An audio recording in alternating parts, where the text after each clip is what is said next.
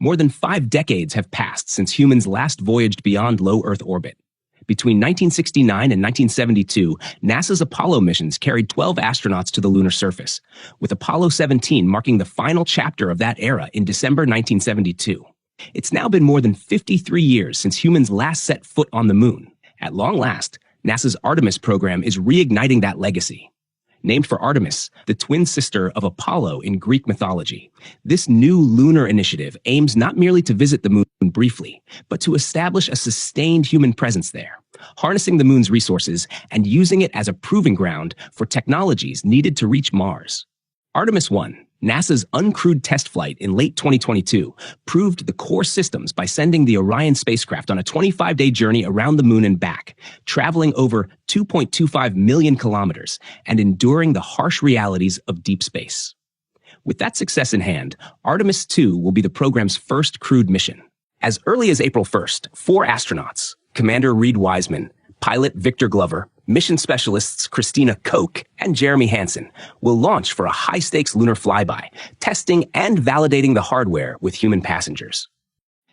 At the center of this mission are 2 engineering marvels, the Space Launch System rocket, or SLS, and the Orion spacecraft. The SLS is NASA's most powerful rocket to date, a towering 322-foot launch vehicle capable of generating 39 meganewtons of thrust at liftoff, about 15% more than Apollo's Saturn V. Its core stage is powered by 4 RS-25 engines, each producing 1.8 meganewtons of thrust and burning a combination of liquid hydrogen and liquid oxygen. Attached to either side are 2 solid rocket boosters, each delivering 14.6 meganewtons of thrust and providing the bulk of the power during the first 2 minutes of ascent. Above the core stage sits the interim cryogenic propulsion stage, which uses a single RL-10 engine, also fueled by liquid hydrogen and oxygen, delivering 110 kilonewtons of thrust to place the crew capsule on its trajectory toward the moon. Nestled atop the SLS is Orion, the spacecraft that will carry the crew.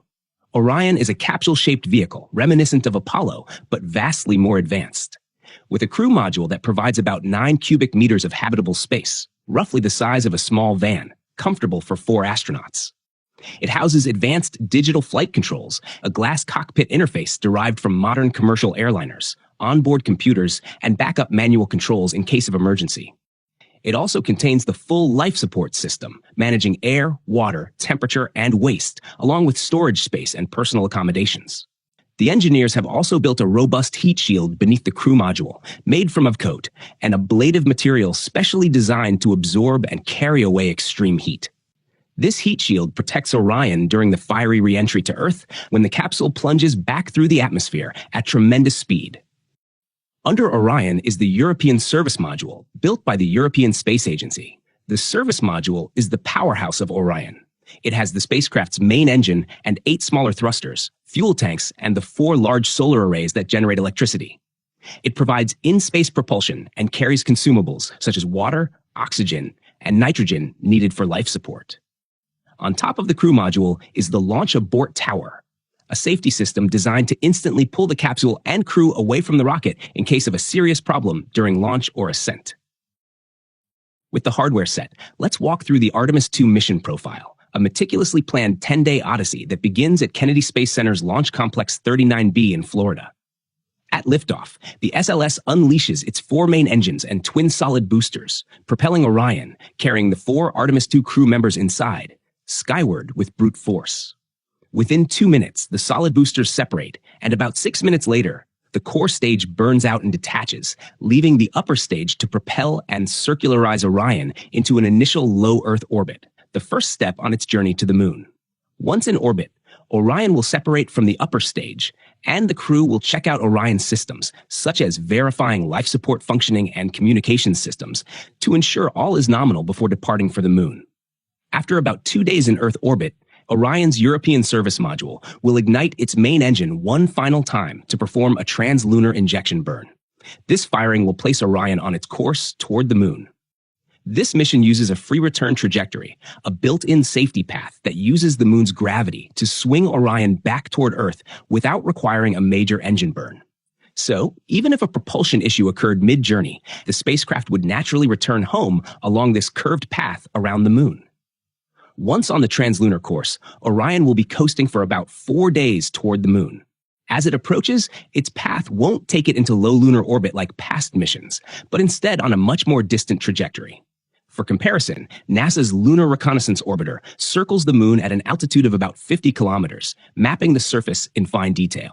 The Apollo missions traveled higher, orbiting at roughly 110 kilometers above the moon before their landing attempts. Artemis II goes far beyond both. During its flyby, Orion will pass the lunar far side at an altitude of around 8,000 kilometers. From that distant vantage point, the moon will still fill much of the view, while Earth, nearly 370,000 kilometers away, will appear as a small blue dot. At that moment, the Artemis II crew will be farther from Earth than any humans in history. As Orion loops around the moon, it will pass over the far side, a rugged, cratered landscape never visible from Earth, giving astronauts a chance to observe and photograph features like ancient impact basins and the dark volcanic plains known as lunar maria, formed when lava flooded those basins billions of years ago. Though the lunar flyby lasts only a few hours, it's the dramatic high point of the mission. Once past the moon, Orion will use gravity to slingshot itself back toward Earth on the free return trajectory. The return trip takes another 4 days, during which the crew will monitor spacecraft systems, conduct radiation and microgravity experiments, and prepare for reentry. Around day 9 or so, Orion will begin positioning for its final descent through Earth's atmosphere. Before entering the atmosphere, the crew module will separate from its European service module, jettisoning the propulsion stage that guided it through deep space, and then use onboard thrusters to orient the heat shield for reentry. As Orion nears Earth, it will be barreling in at nearly 11 kilometers per second, fast enough to generate extreme heating during atmospheric reentry. To manage the forces and heat, it will perform a skip reentry, dipping into the atmosphere, briefly bouncing back out using aerodynamic lift like a skipping stone, and then descending again for final entry. This maneuver reduces the G-forces on the crew and spreads the heat load across a longer trajectory. Even with that, Orion's heat shield will endure temperatures nearing approximately 2,760 degrees Celsius, about twice as hot as molten lava, and nearly half as hot as the surface of the sun.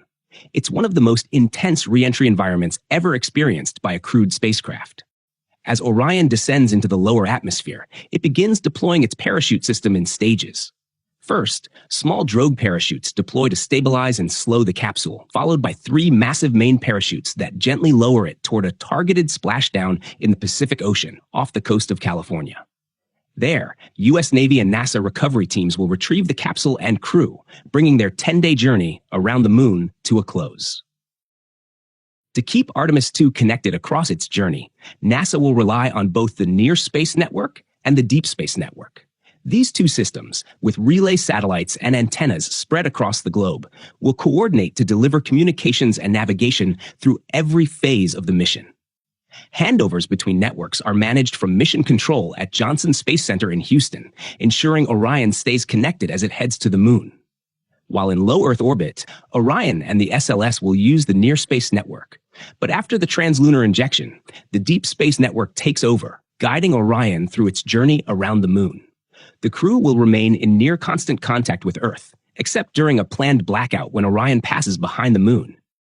During the flight, NASA will also test a laser communication system, periodically downlinking data to demonstrate the high-speed potential of optical links.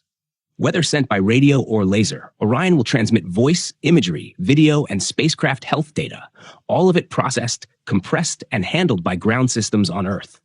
In addition to its 4-person crew, Artemis II also carries a handful of small secondary payloads, including 4 CubeSats developed by international partners under the Artemis Accords. These compact satellites, each no larger than a shoebox, will be deployed into high Earth orbit a few hours after launch.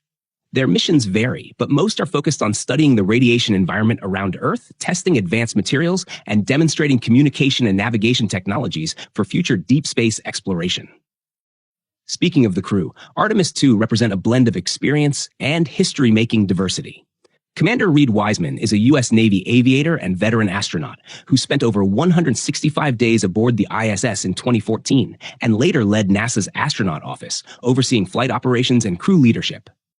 Pilot Victor Glover, a former Navy test pilot, flew on SpaceX's Crew 1 mission, logging 168 days in space. He'll handle Orion's flight controls and navigation. Mission specialist Christina Koch, who holds the record for the longest single spaceflight by a woman at approximately 328 days, will manage experiments and support spacecraft systems during the mission. Mission specialist Jeremy Hansen, a Canadian Space Agency astronaut and former fighter pilot, will make his first spaceflight, focusing on science tasks and in-flight system support. All four have undergone the rigorous Artemis training regimen.